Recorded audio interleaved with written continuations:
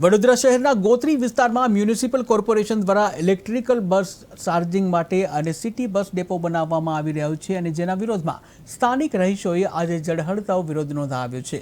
રહીશોએ poster લગાવી બસ ડેપોને રહેણાંક વિસ્તારમાંથી દૂર કરવા માંગ કરી છે।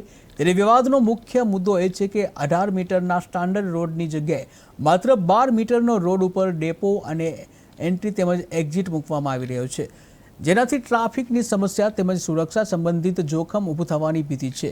વિશેષ બાબત એ છે કે ડેપોના નજીકના 5 શાળાઓ આવેલી છે અને એવા સંજોગોમાં સ્થાનિકોએ પૂછ્યું કે શું કોર્પોરેશન બાળકો અને નાગરિકોને જોખમમાં ધકેલી રહ્યું છે। સ્થિતિને ગંભીરતાપૂર્વક ધ્યાનમાં લઈ વોર્ડ નંબર 10ના કોર્પોરેટર નીતિન ડોંગા સ્થળ ઉપર દોડી આવ્યા હતા અને રહીશોને ખાતરી આપી કે ગોત્રી વિસ્તારમાં સિટી બસ ડેપો બનશે નહીં। કરવું પડે અને શું આખરે તમારી રજૂઆત રહેશે? અમારી રજૂઆત એ છે કે ભાઈ અહીંયા રેસિડેન્શિયલ એરિયા છે। રેસિડેન્શિયલ એરિયામાં ઘણી બધી પબ્લિક અવર કરતી હોય છે, પ્લસ સ્કૂલ વાન આવતી જતી હોય છે, તો ભવિષ્યમાં જો બસ આવશે તો ઘણી તકલીફ પડશે। અને મેઇન એ છે કે ભાઈ 18 મીટરના રોડ પરથી એન્ટ્રી થવી જોઈએ, કારણ કે 12 મીટરના રોડ પર જો એન્ટ્રી થશે તો ઘણી બધી પબ્લિક અવર જવર થશે, એમાં અકસ્માત પણ થવાના ચાન્સીસ વધારે છે। તો અમારી રજૂઆત એ છે કે ભાઈ તમે 18 મીટરના રોડ પર એન્ટ્રી ગેટ બનાવો, ના કે 12 મીટરના રોડ પર। શું કહેશો હવે, કઈ રીતે રજૂઆત કરશો? આજે તો અહીંયા બધા ભેગા થઈને વિરોધ કરી રહ્યા છો, હવે કયા પ્રકારની રજૂઆત રહેશે? અત્યારે સોસાયટીમાં બધા ભેગા થઈને વાત કરી છે। અમે બધા સોસાયટીના બધા ભેગા થઈને રજૂઆત કરી છે અને કોર્પોરેટરને પણ અમે રજૂઆત કરવાના છે, આવેદનપત્ર આપવાના છે કે ભાઈ જો આનાથી પણ નહીં થાય તો પછી આગળમાં કલેક્ટરની કચેરીએ તમે આવેદનપત્ર આપીશું। Kinjal Bhavsar, Gunatit residency president. એ સ્થાનિકોની રજૂઆત હતી ડેપો બને, તમે જાણ થતા ઘટના સ્થળે શું છે?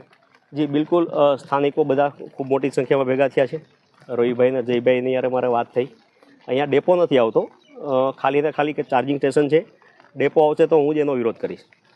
બીજી વાત છે કે અહીંયા જે ગેટ છે, અમે જ્યારે હું પોતે સ્ટેન્ડિંગ કમિટીમાં છું, આ જ્યારે મંજૂર કર્યું ત્યારે 18 મીટરના રોડ પર અમે આ ગેટ મંજૂર કરેલા હતા, એને કોઈ કારણસર આ 12 મીટરના રોડ પર શિફ્ટ કરવામાં આવ્યા છે। એ પણ અમે કાલને કાલ પ્રમોદ વરસાવા જે આ જોવે છે એને બોલાવ્યા છે અને ફરી એને 18 મીટર ઉપર શિફ્ટ કરાવીશું। ઓકે, સાથે સાથે સ્થાનિકોની એવી રજૂઆત થઈ પાણી ભરાય છે? જી, પાણી ભરાય છે, વરસાદી કાચ છે, કદાચ આ કામ ચાલુ છે એને લીધે જો માટી અંદર ભરાઈ ગઈ છે તો કાલે એન્જિનિયરને મોકલીને સફાઈ કરાવીશું। એ સ્થાનિકોની રજૂઆત હતી ડેપો બને, તમે જાણ થતા ઘટના સ્થળે શું છે? જી બિલકુલ, સ્થાનિકો બધા ખૂબ મોટી સંખ્યામાં ભેગા થયા છે। રોહિભાઈ અને જયભાઈની યારે મારે વાત થઈ। અહીંયા ડેપો નથી આવતો, ખાલી ને ખાલી કે ચાર્જિંગ સ્ટેશન છે। ડેપો આવશે તો હું જ એનો વિરોધ કરીશ।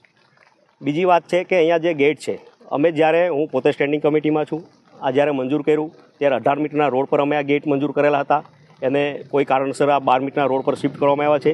એ પણ અમે કાલને કાલ પ્રમોદ વરસાવા જે આ જોવે છે એને બોલાવ્યા છે અને ફરી એને 18 મીટર ઉપર શિફ્ટ કરાવીશું। ઓકે, સાથે સાથે સ્થાનિકોની એવી રજૂઆત થઈ પાણી ભરાય છે?